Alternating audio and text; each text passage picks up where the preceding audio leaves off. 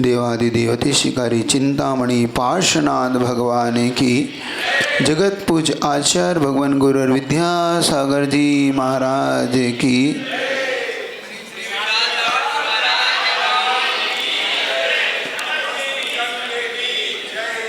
आज दुर्लभ संयोग है, आज भारत देश अपना 75वां स्वतंत्रता दिवस मना रहा है। जब भारत देश ने गुलामी, अंग्रेज़ों की गुलामी से मुक्ति पाई, वहीं पर आज हम कर्मों से मुक्ति पाने के लिए यहाँ पर एकत्रित हुए हैं, उस घटना को समझने के लिए। संयोग इतना गजब का है। आचार्य भगवान का जन्म जब देखते हैं थोड़ा सा उसकी चर्चा करके, तो अपने आप लगता है कि पुण्य आत्माओं के जन्म लेने से किस प्रकार से घटनाएं क्रम बदलते हैं।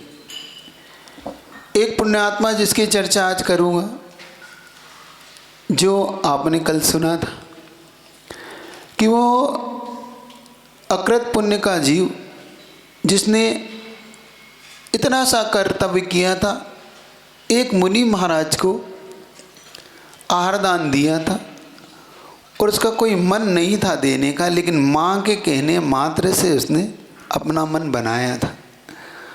और जब मन बना तो ऐसा उछाल उसके मन में आया, इतना विशुद्धि बढ़ी उसकी, और विशुद्धि के परिणामों से जब वो जंगल में भटक गया। देखो कभी कभी कैसे परिणाम होते हैं जीव के। मुसीबत भी आदमी के लिए संपत्ति का कारण बन जाती है। वो डर के भागा था अपने मामा के डर से, कल देखा था अपन।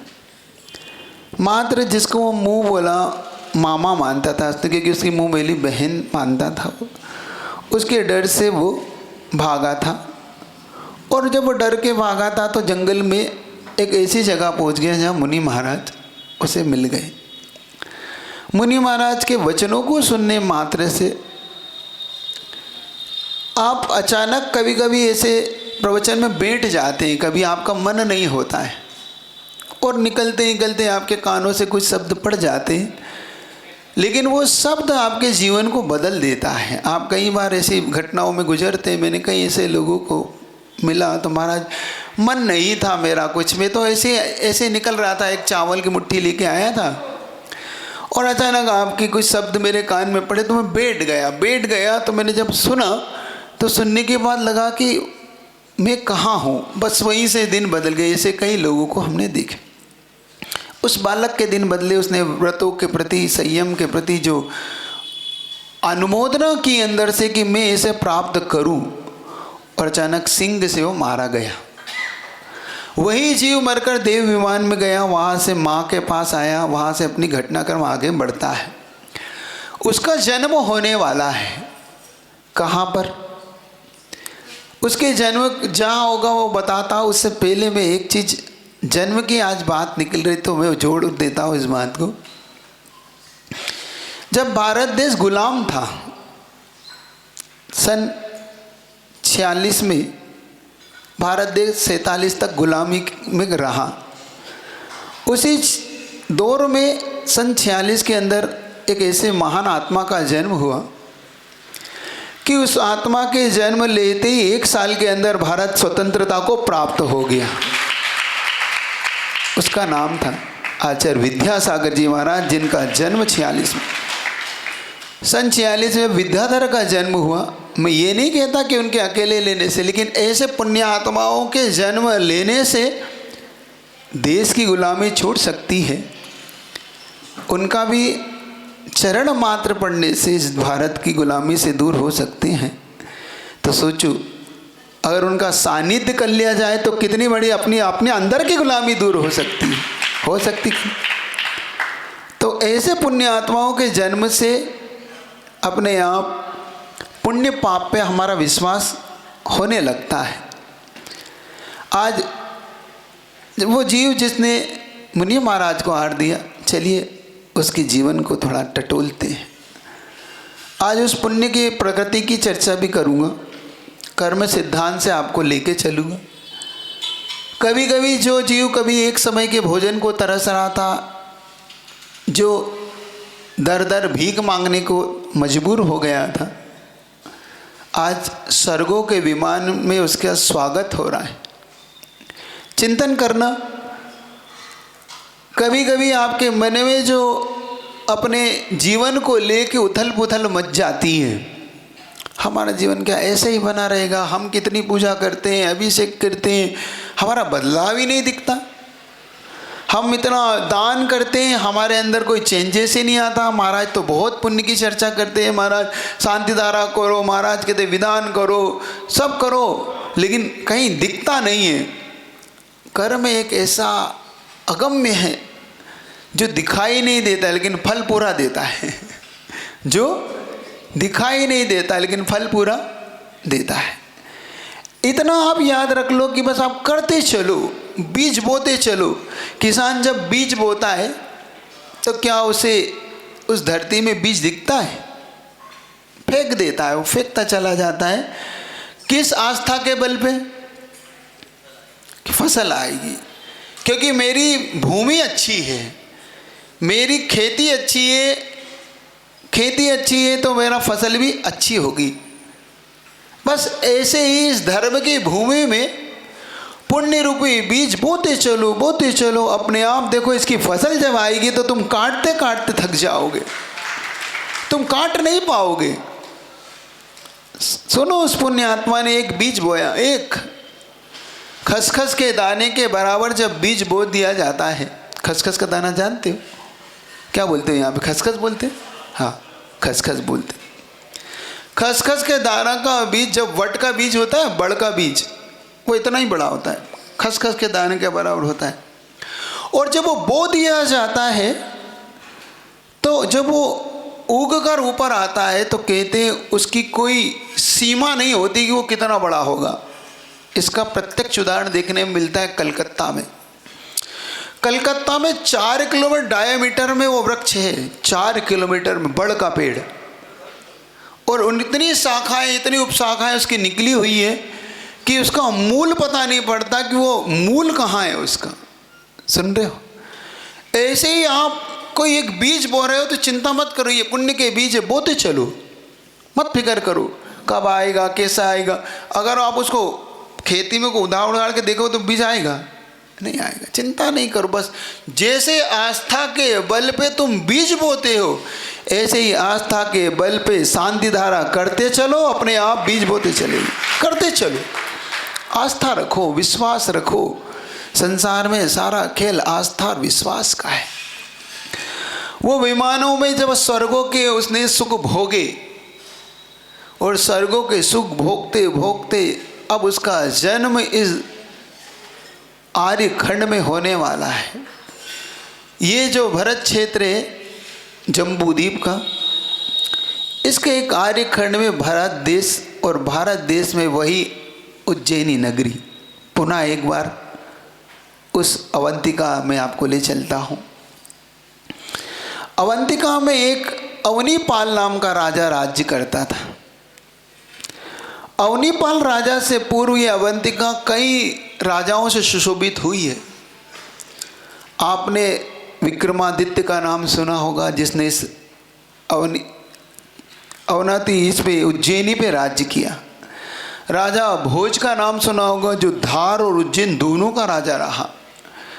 यह नगरी भगवान महावीर स्वामी के उपसर्ग से भी प्रसिद्ध है, क्योंकि भगवान माही पर यहीं पर रुद्र का उपसर्ग हुआ था। ये रुद्र का उपसर्ग इसी उज्जैनी नगरी अवंतिका में हुआ था। यह उज्जैनी नगरी अपने महाकाल के लिए भी, वैष्णव दर्शन में महाकाल के लिए प्रसिद्ध है। उनका मानना है कि यहाँ पर अमृत की बूंद गिरी थी, इसीलिए एक शिवलिंग उनका वहाँ भी है। तो ये कई मायनों में इतिहास की दृष्टि से प्रसिद्ध है। और इसकी क्षिप्रा जो नदी बहती है वह भी एक धीवर के लिए प्रसिद्ध है। मृगसेन नाम के धीवर की घटना कभी सुनना तो दिल बाग बाग हो जाता है कि ऐसा एक धीवर भी अपना जीवन कैसे बदल दिया। यह नगरी भीलों के लिए भी प्रसिद्ध है। कई नायने में इसकी नगरी का इतिहास गवाह है। आज एक नए पुण्यात्मा के जन्म से ये नगरी सुशोभित होगी।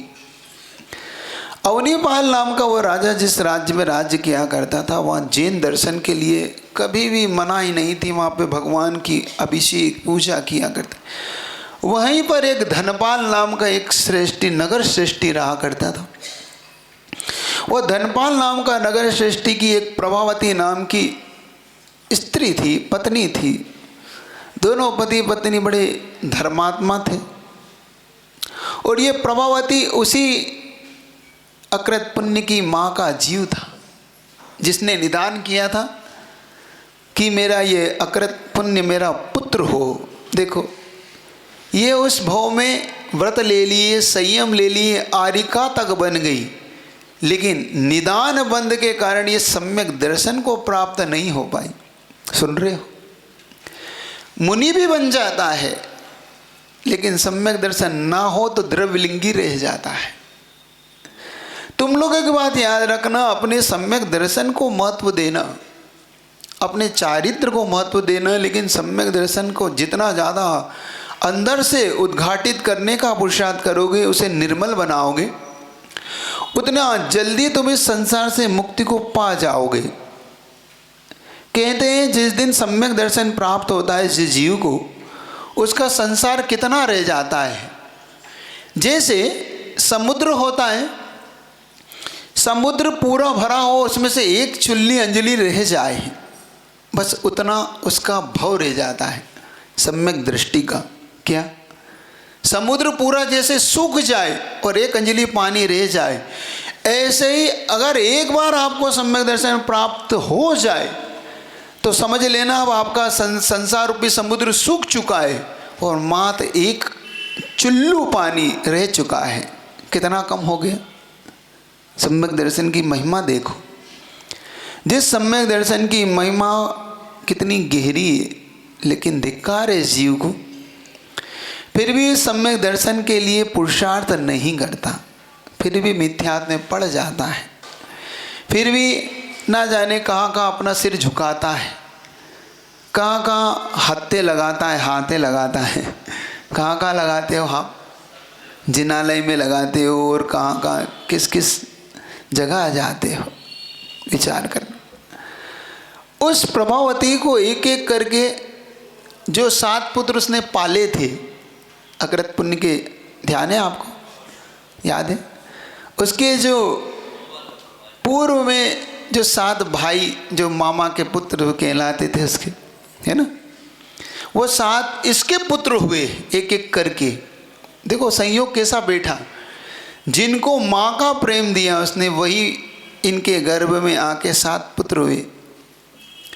और अंत में वो पुत्र हुआ जो जिसका लिए निदान किया था, जिसका जब जन्म हुआ इसका, उससे पूर्व की घटना देखो कि जब गर्भ में ये आया, जैसे ही ये गर्भ में आया अकृत पुण्य का जीव, जो कभी इस माँ के गर्भ में आया था तो दाने दाने को मोहताज हो गया था।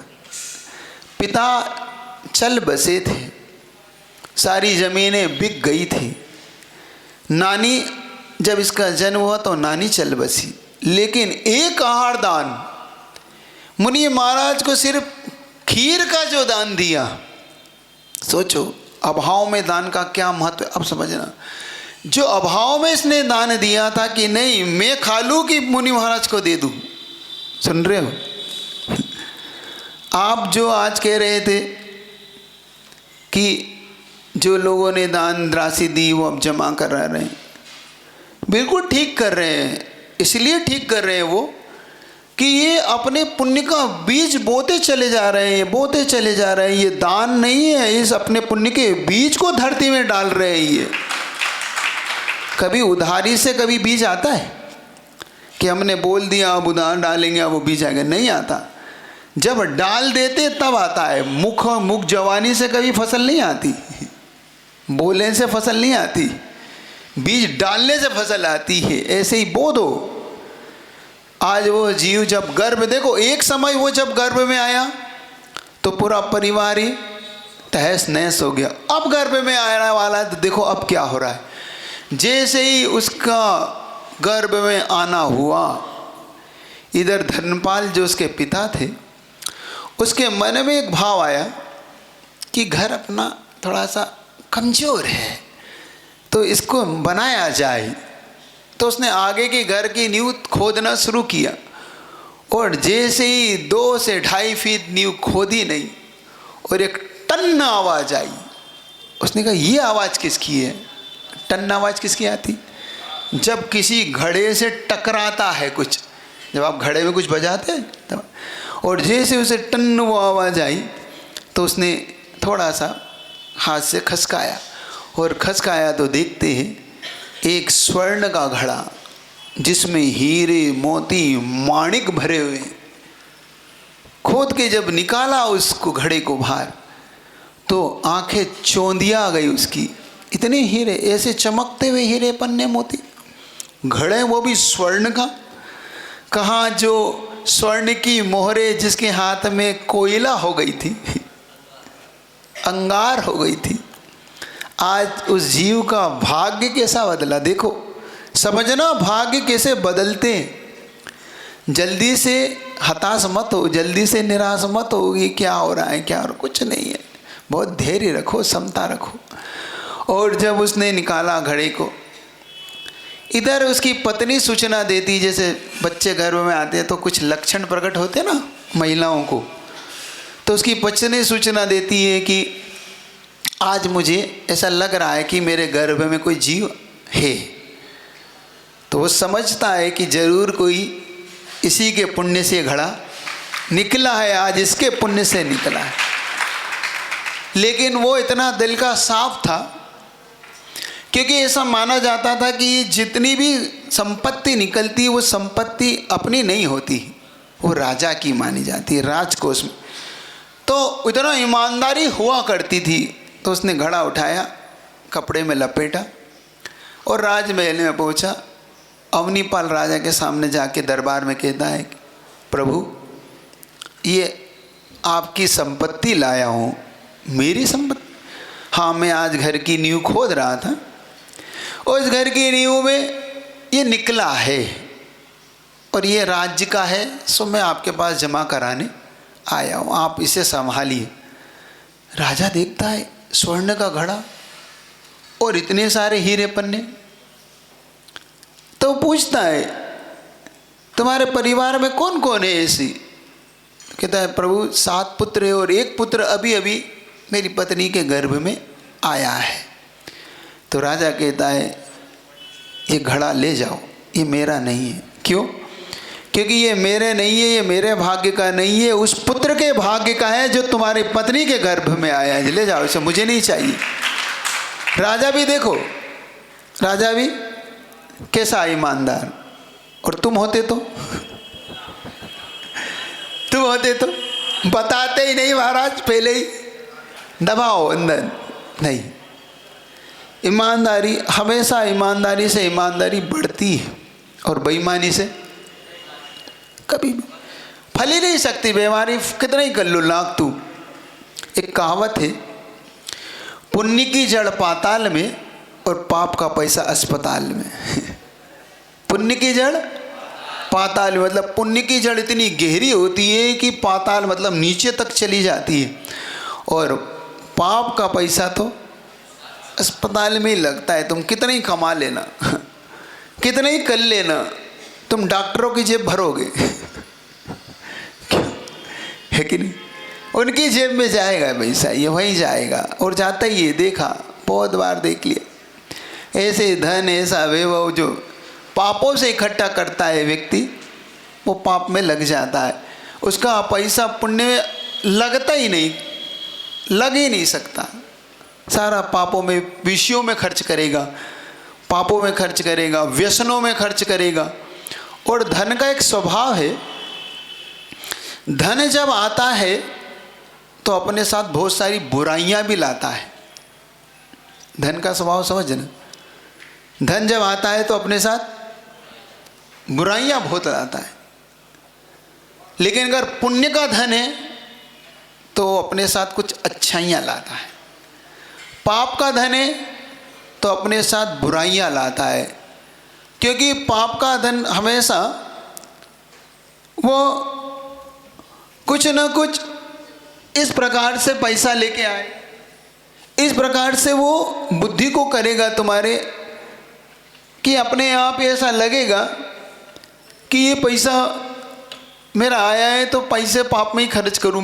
उसका मन ही नहीं होता, उससे खूब कहो क्यों दान कर लूँ, नहीं नहीं अभी नहीं है ही कहाँ मेरे पास, बचा ही नहीं है, बचता ही कहाँ है।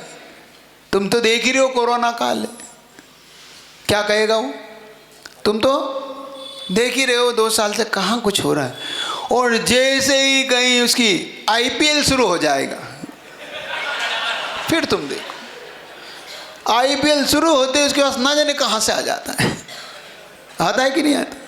इतनी जोर से हंसे कोई बात है, मतलब मेरी बात में दम है, पीठ ठोक लूं?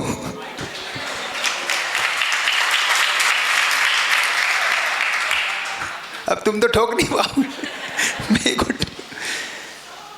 IPL के लिए पैसा आ जाता है,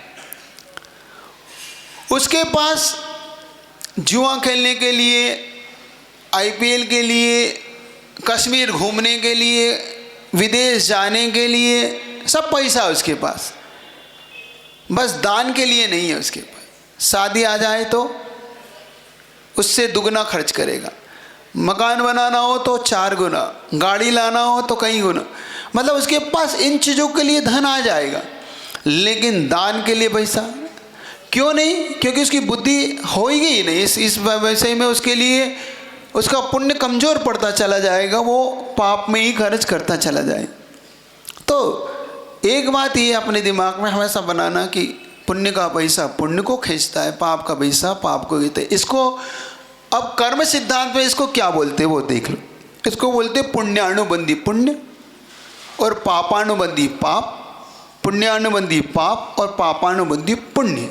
इनको 4 प्रकृतियां बोलते हैं कर्म सिद्धांत में। कभी आपको कहीं मिल जाए तो घबराना नहीं, क्योंकि तुम्हें कर्म सिद्धांत से जोड़ता चला जाए। तो अपने जीवन में इन पुण्य प्रकृतियों को समझना, और जब उसका घड़ा उसको वापस कर दिया, संयोग से उस पुत्र का जब जन्म हुआ, 9 महीने बीते, घर की दशाएं चेंज होने लगी, सारा व्यापार जो उसका थोड़ा कमज़ोर या कहें कि सामान्य चलता था, वो व्यापार अपना अचानक उसका उछाल मारने लगा।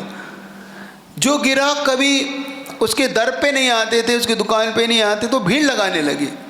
वो समझ नहीं पा रहा था कि ये क्या हो रहा है, मेरी दुकान इतनी तेज़ी से क्यों। महाराज श्री जी, जो आपने 4 प्रकृति बताई हैं, इनको थोड़ा समझाइए ना।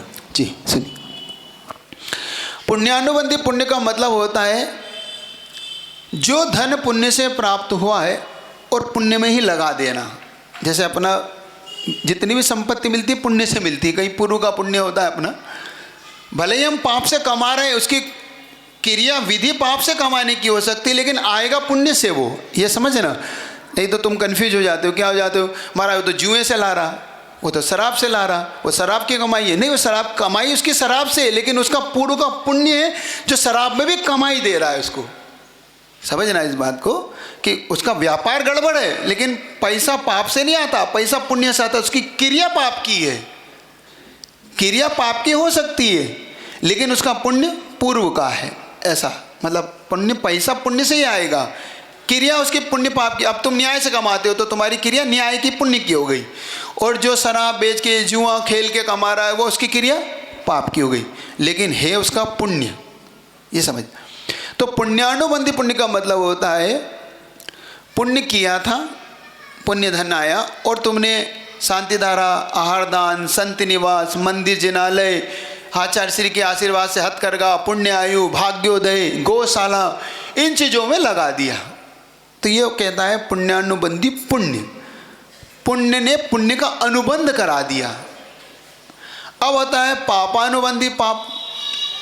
तुमने पाप पूर्व में कमाया और इस जीवन में भी तुमने पाप ही कमा रहे हो। जैसे कि कुछ लोग भिखारी होते हैं, भीख मंगे होते हैं, लंगड़े, लूले, काणे, बहरे, उन्हें जिंदगी भर भीख मांगना पड़ती। अब देखो, पाप के उदय से कुछ नहीं है और आगे भी पाप कर रहे हो। क्या? जुआ खेल रहे, शराब पी रहे, भीख मांग रहे, उससे जुआ खेल लिया, शराब पी ली, तो ये कहलाता है पापानुबंधी पाप, पाप से पाप का अनुबंध हो रहा।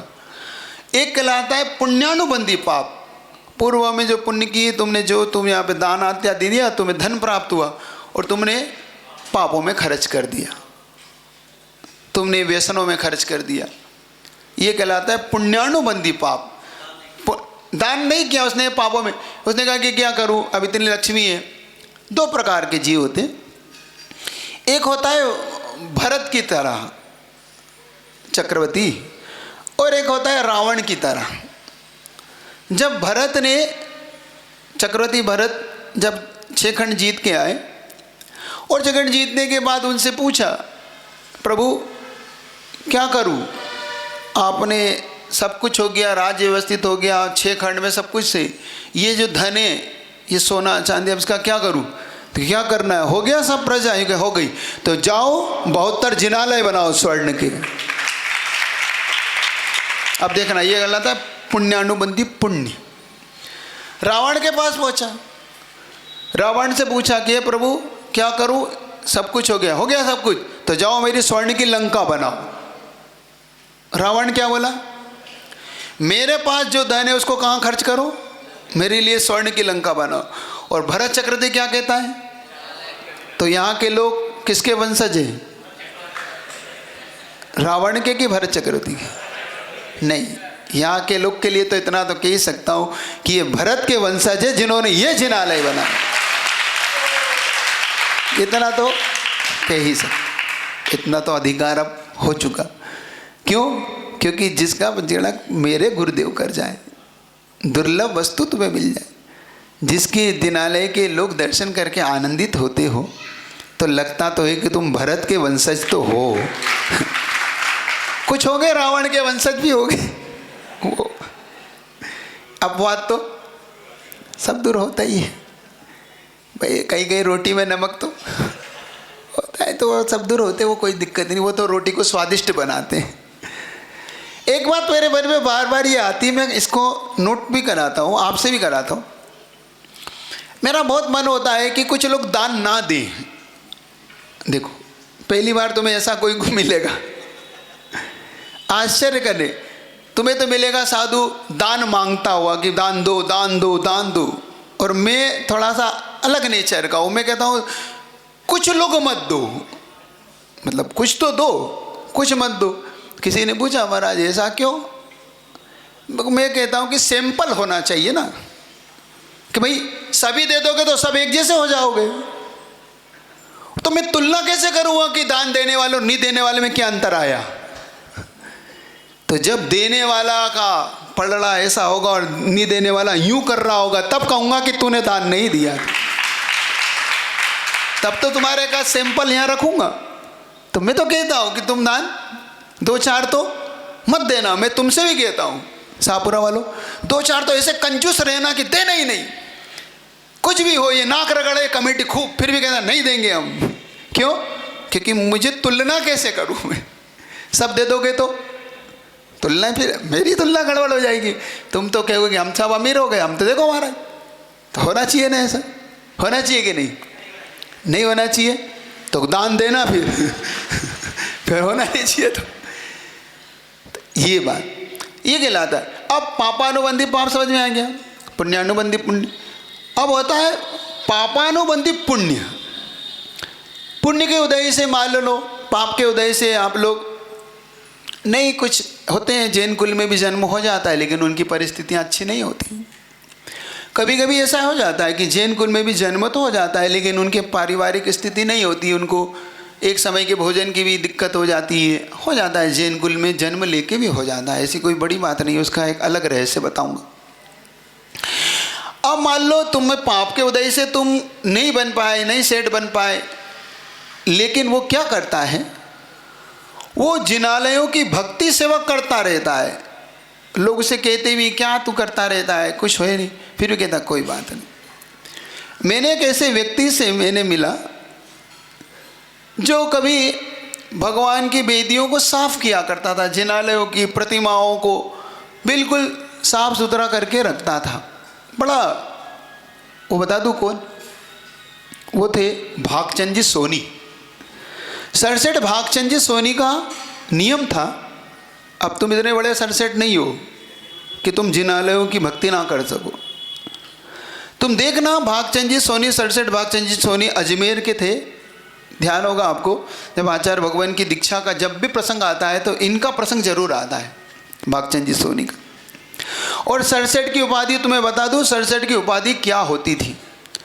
सरसेठ की उपाधि का मतलब होता था, ये अंग्रेजों के द्वारा जब दी जाती थी तो जिस जगह से इनकी बग्गी निकल जाती थी, बग्गी होती थी, इनके पास एक घंटी लगी होती थी, और मान लो आज किसी को फांसी दी जा रही है 10 बजे, और 10 बजे इनकी जिस रास्ते से बग्गी निकल जाए तो फांसी माफ़ हो जाती थी। सरसेठ का मतलब ये होता है, सरसेठ की उपाधि जो दी जाती थी। और ये हुआ है, इतिहास में ये घटना घटी है। ये घटना सरसेठ जैन इतिहास में, आप अपने जैन इतिहास को देखना कितना गजब का प्रसंग है कि जैनियों में ये इतिहास इंदौर में घटा था। जो हुकमचंद जी वाकलीवाल हुए, उनको भी सरसेठ की उपाधि थी।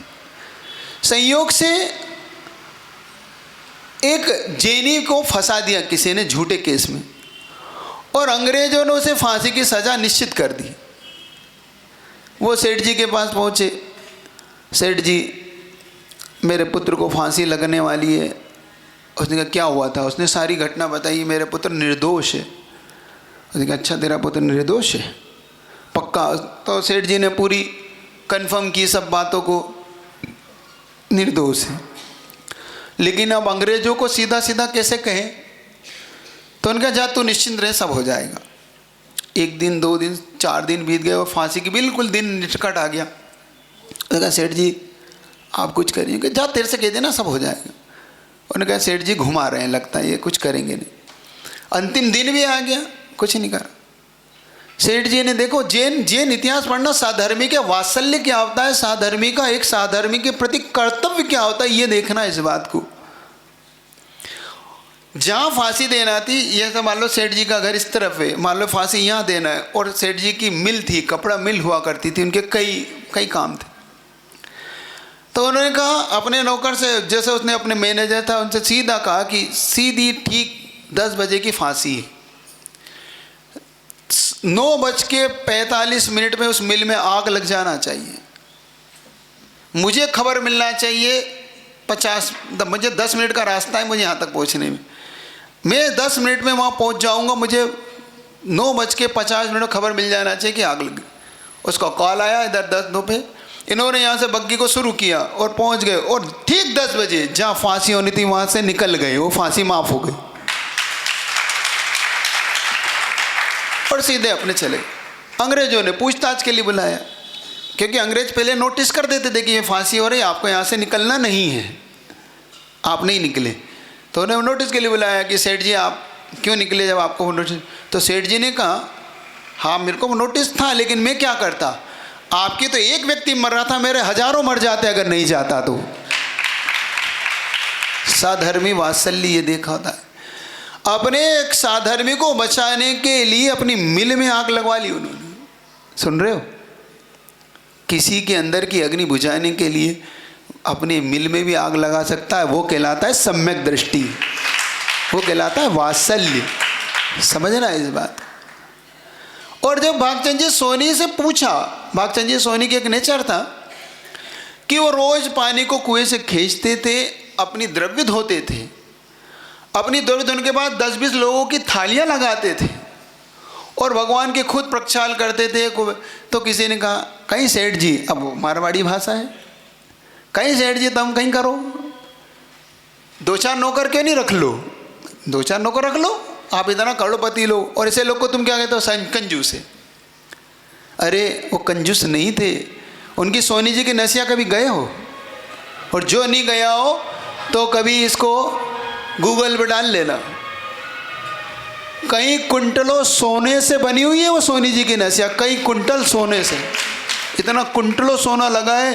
और 5 कल्याणक बने भगवान के, 5 कल्याणक, गर्भ जन्म तप केवल ज्ञान निर्वाण कल्याण, 5 कल्याण स्वर्ण से मढ़े हैं उन्होंने। और सेठ जी से जब ये बात पूछी कि इतने बड़े आदमी हो आप, नौकर क्यों नहीं रख लेते? सुनना, जो लोग को अगर थोड़ा सा भी लगता हो कि इन जिनालयों में झाड़ू हम लगाएंगे क्या, इन वेदियों को हम साफ करेंगे क्या, इन प्रतिमाओं के क्या हम ही नौकर हूँ, मेरे ही ठेका है। बहुत लोग के मन में आती है बातें। कोई नहीं करता समाज में महाराज, मैं ही करता रहता हूँ, मेरे ही पल्ले पड़ते, मुझे ही कहते रहते, ये एक भी नहीं हटते। समझना उनका भाग्य कैसा है जो लोग इन जिनालयों की सेवा करते हैं। भक्तचंद जी सेठ से सोनी जी से ये कहा कि आप क्यों नहीं करते हो, क्यों नौकर नहीं रख लेते? उन्होंने कितना गजब का उत्तर दिया। उनके सुनो, जिस दिन मैं ये जिनालय के लिए भगवान के लिए नौकर रख लूँगा, उस दिन मुझे नौकर बनने की नौबत आ जाएगी, मैं नौकर नहीं रख सकता। क्यों? क्योंकि मैं इनका नौकर हूँ, इसलिए लोग मेरे नौकर हैं। मैं इनका नौकर हूँ, किनका? भगवान का। मैं भगवान का चाकर हूँ, इसलिए लोग मेरी चाकरी करते हैं। मैं भगवान की वेदी को साफ करता हूँ, इसलिए लोग मेरी चप्पलें साफ करते हैं। अगर जिस दिन मैंने जिनालय में नौकर रख लिया, क्या तुम मेरे पुण्य को छीन करना चाहते हो? क्या मेरे पुण्य को इतना गिराना चाहते हो कि मैं फिर से नौकर बन जाऊं? मैं भगवान का किंकर हूँ, मैं भगवान का दास हूँ। कभी खजुराहो जाना, खजुराहो के अंदर एक पार्श्वनाथ भगवान का जिनालय के बाहर एक प्रशस्ति लिखी हुई है। उस प्रशस्ति में लिखा है, जिस सेठ ने उसको बनाया, उस सेठ ने उस प्रशस्ति में लिखा है, जो इस जिनालय की सेवा करेगा मैं उसका दासानुदास बनूंगा। मतलब मैं उसके दास का भी दास बनूंगा जो इस जिनालय की सेवा। सोचो कितना बड़ा पुण्य तुम्हारे हाथ में होता है। इसको बोलते हैं पापानुबंधी पुण्य। पाप के उदय से दिन खराब आ जाए तो कभी मत घबराओ, करो जिनालय की सेवा, करो भगवान की वेदी को साफ सुंदर बनाओ, जिनालयों की झाड़ू लगाओ। तुम लोग माली से लगवाते हो, तुम्हारा भाग्य चमके कैसे। देखो ये 9 देवता है। ये क्या है जिनालय? ये 9 देवता है। इस 9 देवता की सेवा हम करेंगे। अगर इसको हमारा माना है तुमने, तो किसको तुमने? मैं बार बार पूछता हूँ, कौन से हैं ये, किसके हैं मंदिर? ये जिनालय किसका है? मेरा। कहो ये मेरा है। अपने घर की झाड़ू हम अपने किचन की, अपने ड्राइंग रूम की झाड़ू नौकर से नहीं लगवाते, अपन खुद लगाते हैं। नौकर की तो बाहर की लगा भाई, तू इसकी तो मैं लगाऊँ। ऐसे अगर तुमने इसको मेरा माना है, अपना माना हो, तो इस जिनालय की झाड़ू खुद लगाया करो, नौकरों से मत लगाओ, मालियों से मत लगाओ, मत उठवाओ ये थालियाँ मालियों से। तुम अपना पुण्य क्यों कम करते? मैं देखता रहता हूँ, तुम माली से कहते हो महाराज जी द्रव्य उठा दे, द्रव्य ला दे, पुस्तक तक ला दे। कभी कभी तुम्हारे भाग्य पे आश्चर्य आता है कि क्या नौकरों से अपनी माँ को बुलाया जाता है? ये तो जिनवाणी माँ है, क्या हम नौकरों से उठवाए? नहीं। कैसे हाथ क्या धोए? नहीं धोए। नहीं, इस जिनवाणी को खुद उठाओ, खुद उठा के रखो। इन द्रव्यों को खुद उठाओ, खुद रखो, ये द्रव्य खुद धो। समझ रहे हो? तो ये 4 प्रकार का बता दिया। आगे घटना बढ़ा दूँ क्योंकि अब मेरे पास भी इतना ही लिमिटेड है। प्रश्न किसी का आया वो देख दूँ, प्रश्न भी याद है। पुण्यानुबंधी बताया था ना, पुण्य से आना और पाप में खर्च करना, जैसे जुआ खेल लेना इत्यादि में खर्च कर देना। मैं बोझ तुम्हारा जो खजाना खोद कर मिलता है वह फलता है कि नहीं? कहाँ जाता है इसके मिलने से परिवार के कोई व्यक्ति को रोगी हो? ये तय करता है जो अपने को मान लो मिला है कोई ज़मीन का।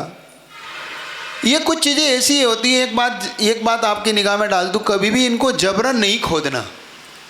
कोई आपको कितना ही कुछ कहे, आपके घर में गड़ा है, दीवार में रखा है, खुद मत खोदना। क्यों? आपके भाग्य से वो खुद ही आपको कुछ ना कुछ संकेत देगा। और आपके भाग्य का नहीं और आपने खोद लिया तो आपके परिवार पर आपत्ति ला देगा वो। ऐसा खजाना, ऐसा पैसा या तो कोयला बन जाएगा, वो कोयला बन के निकलेगा, या आपका वो कहीं ना कहीं आपके परिवार में आपत्तियों को ला सकता है वो धन, क्योंकि वो आपका नहीं है। अभी इसमें मिलेगा आपको। इसी प्रसंग में जब धन्य कुमार, इसका नाम धन्य कुमार है इस पुत्र का नाम, ये जब एक ऐसी जगह पहुंचेगा जहाँ पर एक धन का रक्षक देव होगा। जब ये जबरन उसमें लोग घुसते थे तो उनका क्या हुआ वो दिखाऊंगा। तो आपको मैं उस खजाने के साथ इसको प्रश्न को आपको जोड़ के आगे बढ़ूंगा। तो माइक तो इस प्रकार से, हाँ क्या पूछ रहे हैं? पापानुबंधी पुण्य का उदाहरण जी, पुण्यानुबंधी पाप का उदाहरण चाहिए आपको? हाँ। पुण्यानुबंधी पाप, एक तो पापानुबंधी पाप पुण्य, हो गया, पापानुबंधी पुण्य और पुण्यानुबंधी पाप। पुण्यानुबंधी पुण्य और पापानुबंधी पाप। पुण्यानुबंधी पुण्य तो मैंने बता ही दिया कि पुण्य का जैसे भरत चक्रवर्ती का उदाहरण, पुण्यानुबंधी पाप भी बता दिया, रावण का उदाहरण। ठीक है, अब पापानुबंधी पुण्य चाहिए अपने को।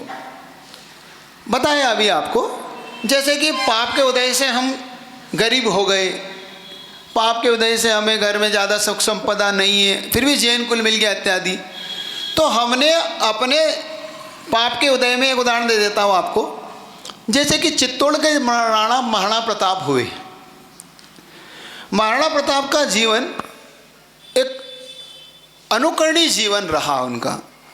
देखना कैसा, महाराणा प्रताप को जब राज्य से च्युत कर दिया गया मुगलों के द्वारा, तो उन्हें जंगल जंगल भटकना पड़ा पाप के उदय में। यह है पाप का उदय आ गया, पाप का उदय आया। लेकिन महाराणा प्रताप का एक नियम था, अतिथि को दिए बगैर मैं भोजन नहीं करूंगा, यह उनका सख्त नियम था। संयोग की बात थी कि उनके साथ एक उनकी बालिका और उनकी पत्नी तीनों ही भटक रहे थे, जंगल जंगल वन वन भटक रहे थे, रानी और उनकी बिटिया और उसको बहुत भूख लग रही थी। तो उसने घास में एक धान आती है, घास जो होती है उसके ऊपर एक धान आती है। तो महाराणा प्रताप उस धान को काट के लाए और उसकी कहा कि बेटा इसकी धान की रोटी, आपने कहानी पढ़ी होगी महाराणा प्रताप और घास की रोटी, बड़ी फेमस कहानी है ये। तो उस घास की रोटी नहीं, एक्चुअली वो धान की रोटी है। घास के ऊपर एक धान आती है हल्की सी, जो आपने देखा हो हल्का हल्का दाना रहता है।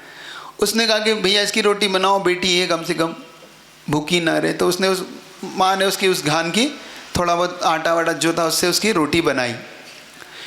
3 रोटियां बनी।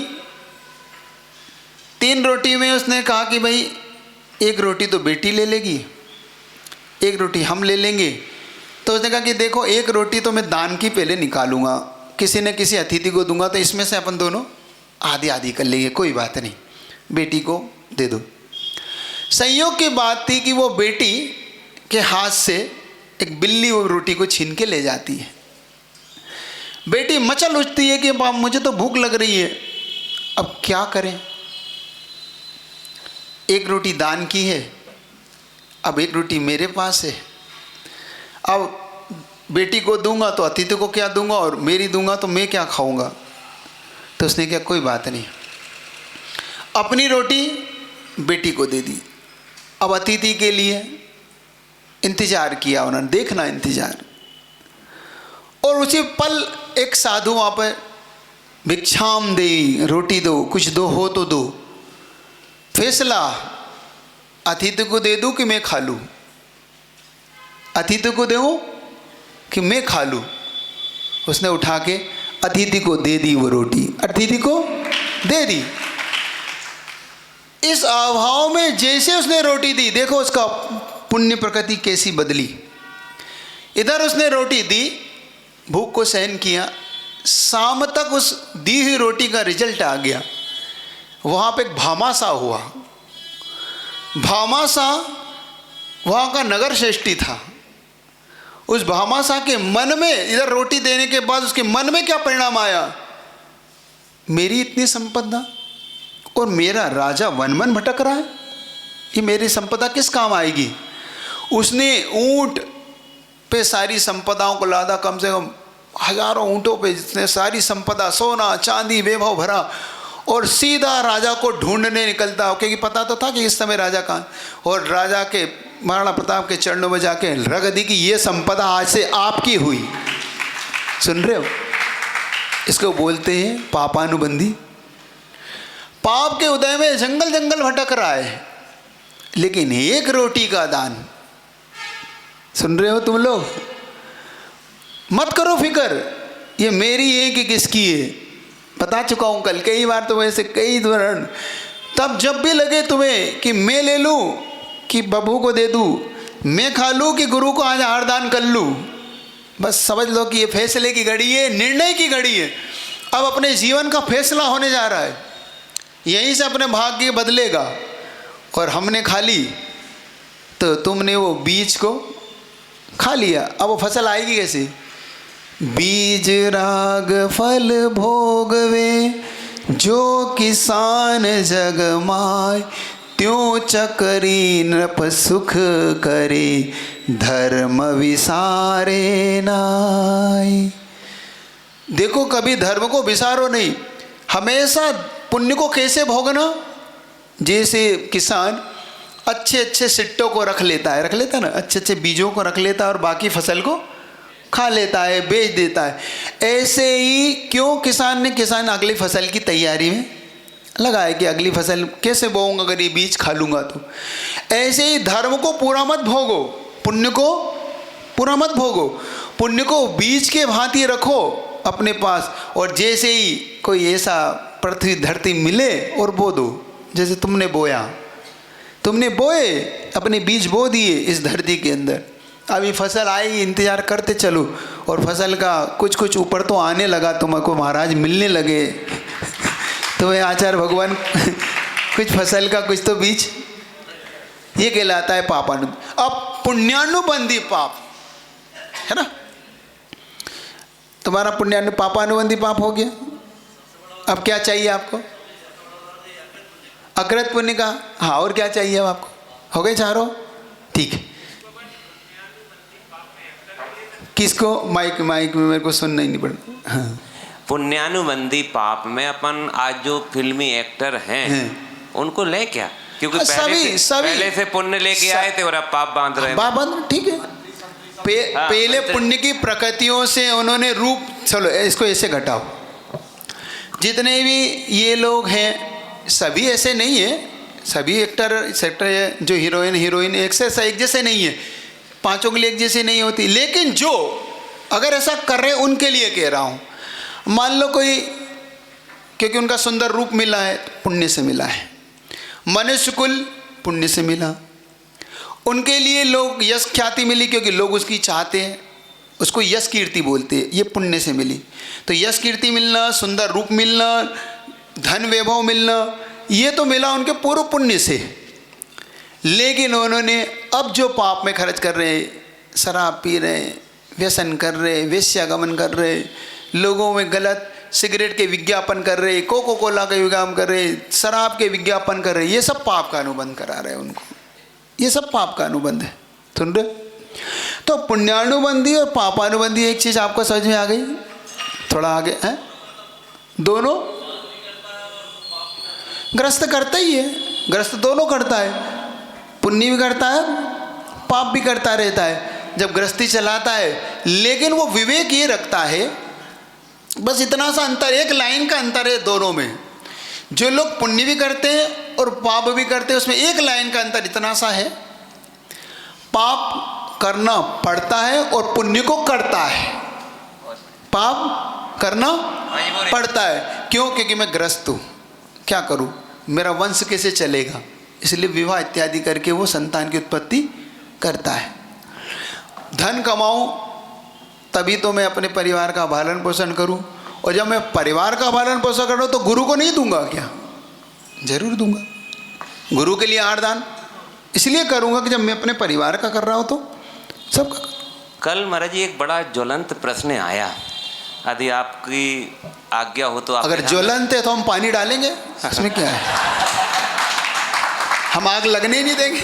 कल एक प्रश्न आया था कि आपने आहार दान की महिमा अभी विगत दिनों बताई, और लोगों ने, अभी एक पर्व आया था रक्षाबंधन, तो हर घर में चौकी लगी, और लोगों ने कहा कि चलो पहली बार चौका लगा है तो इसको कंटिन्यू करते हैं।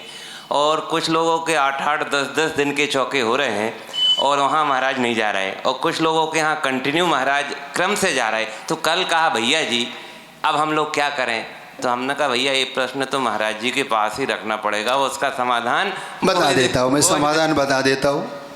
पहला समाधान तो ये है कि उन्होंने प्रश्न सही जगह रखा था, मेरे पास नहीं रखा था। वो किसके पास रखा था? क्योंकि अगर तुम तीनों ब्रह्मचारी मुनि बन जाते तो इनके 3 चौके भर जाते।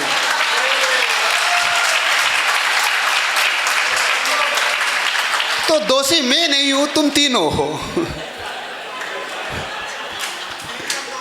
3 कम 9 करोड़ में तुम 3 कम। देखो ठीक, तो भैया तुम देखो, तुम बीच की चेन हो मेरे और श्रावक के बीच में। तो मैं चाहता हूँ कि तुम मेरे गुरुजी के कुल के हो, तो तुम अपने वंश के हो जाओ। तुम सब साधु क्यों नहीं बन जाते हो? तुम 2 4 10 क्यों नहीं देते हो? मुझे समझ में नहीं आता है, ताकि मैं इस प्रश्न का हल कितने अच्छे से कर देता। सोचो। फिर भी इतना जरूर कहता हूँ, जिनके मन में ये भाव आ रहा है, मैं बार बार एक चीज़ कहता हूँ आपसे, कभी भी ये भाव मत लाओ। फिर भी आता है, क्योंकि इस पीड़ा से मैं भी गुजरा हूँ, क्योंकि तुमने चौके नहीं लगाए, मैंने भी अपने जीवन में आरदान तो किया ही है। लेकिन जब मैंने देखा, कई बार मेरे मन में ये भाव आया कि महाराज ऐसा क्यों है, हमारे यहाँ उस समय क्यों नहीं आए। तो मैंने एक बार तो बता ही चुका हूँ कि मेरे को क्या मिला, जब नहीं भी आए तो मुझे क्या प्राप्त हुआ। अब आप नहीं थे, फिर कभी उसको सुन लेना। एक बात ये याद रखो, अगर हमारा कोई एक बात कार्यकारिणी व्यवस्था, तो आप इतने दिन से समझा रहे हो, तो अब तो कुछ कुछ समझ में आने लगी। चेन तो तुम्हें अब समझ में आने। तुम्हारे यहाँ क्यों नहीं हुआ, ये सोचो कि मेरे यहाँ कोई ना कोई मैंने ज़रूर कोई क्यों अंतराय डाल रखा है। ज़रूर मैंने पूर्व में किसी दाता शायद मैंने नहीं दे पाया, या देते समय मैंने आरदान में कहीं विघ्न डाला है, इसलिए एक तो मेरे घर आर नहीं हुआ। अब क्या करूं जिससे मेरे घर आहार हो? एक बात नियम बना लो कि अंदर से उत्साह को कम मत होने दो। मेरा ये भाग्य, ये प्रश्न मेरे पास हर जगह आते हैं, क्योंकि अब भक्ति तो सब जो करते ही हैं, और कहीं ना कहीं अब एक के यहाँ जाऊँगा तो कोई ना कोई तो छूटता ही है, इसके यहाँ जाऊँ, इसके यहाँ ना जाऊँ, इसके यहाँ जाऊँ। तो मैं इस प्रश्न का उत्तर हमेशा एक बात देता हूँ। मान लो आज अपने घर आहार महाराज जी का नहीं हुआ, तो पहली बात तो ये तय है कि अपना कोई अंतराय कर्म था। अगर हम जैन शासन की इस कर्म व्यवस्था को अगर हम मानते हैं, तो हमें ये बात निश्चिंत मान लेना चाहिए कि मुझे आहारदान करना ही करना है। क्यों? महाराज आए चाहे नहीं आए, फिर भी मुझे आहारदान के लिए खड़ा होना ही होना है। उसका कारण ये है कि जब मैं आहारदान करने के लिए खड़ा होऊंगा और मुनि महाराज नहीं में आएंगे, तो 2 लाभ है मेरे अंदर। अगर आ गए तो मेरा पुण्य चेत गया, और नहीं आए तो मेरी कर्मों की निर्जरा तो हो ही गई, जो मैंने अंतराय बांध रखा। पहला। दूसरा, जब ये तुम्हारी अंतराय की निर्जरा हो जाएगी, मैं निश्चिंत मान के तुम्हें गारंटी देता हूँ, ये तुम्हारा जब ये पुण्य उदय में आएगा, क्योंकि तुमने जो पुरुषार्थ किया था, ये पुरुषार्थ व्यर्थ कभी नहीं जाता। टिट फॉर टेट, जैसा बोया वैसा काटोगे, ये नियम है, सिद्धांत है। और ये तुम्हारा पुण्य ऐसा फलेगा कि जिस दिन कोई तीर्थंकर जब निकलेगा तो तुम्हारे दर पे जाके रुकेगा वो। ये नियम है। राजा श्रेयांश ने क्या किया था देख लेना। राजा श्रेयांश ने कुछ नहीं किया था, श्रीमंती के भव में उसने 2 मुनि महाराज को आर दिया। श्रीमंती के भव में जब ये भगवान आदिनाथ जब वज्र जंग की पर्याय में थे, चक्रवर्ती की पर्याय में, और ये श्रीमंती थी, देखो श्रेयांश इनकी पत्नी था कभी आदिनाथ भगवान की, और आज ही उनकी। तो ये ऐसे दिमाग में से निकाल दो। दूसरा, तुम्हें ये मान के आहारदान करना है। देखो नवदा भक्ति क्यों करना है, तुम्हारे दिमाग में ये स्थिर तौर पे बना लेना कि मैं आज मुनि महाराज के निमित्त से, आज देखो मेरा कैसा भाग्य जगा है कि मैं इतने दिनों से अभक्ष खा रहा था, आज मैं शुद्ध भोजन कर रहा हूँ मुनि महाराज के निमित्त। मुनि महाराज के निमित्त से, निमित्त का मतलब ये है कि महाराज नहीं होते तो क्या मेरा मन बनता, मैं आहारदान का मन बना पाता? अच्छा बता दो कितने लोग हो जब साधु नहीं होता है तो बाहर खड़े हो जाते हो पड़गान के लिए।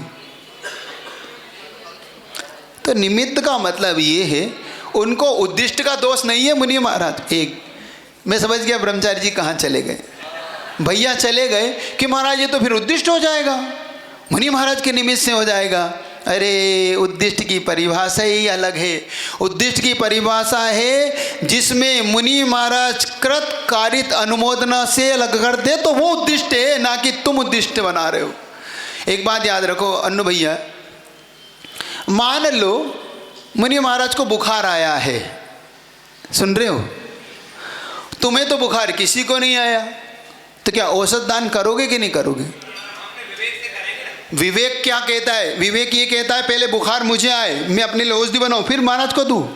विवेक ये कहता है कि मुझे बुखार हो या ना हो, मुनि महाराज के लिए औषधि मैं बना के दूंगा, मुझे थोड़े ऐसा करना है। उद्दिष्ट नहीं है ये। अरे अतिथि आया है, मैं भोजन तो मैं पहले भी करता था और भोजन में अभी भी करता हूँ। मैं भोजन बनाना बंद थोड़ी कर दिया मैंने। देखो क्या अंतर आया, तुमने भोजन बनाना बंद नहीं किया। हाँ, अगर तुम भोजन करते ही नहीं थे, उद्दिष्ट कब होगा?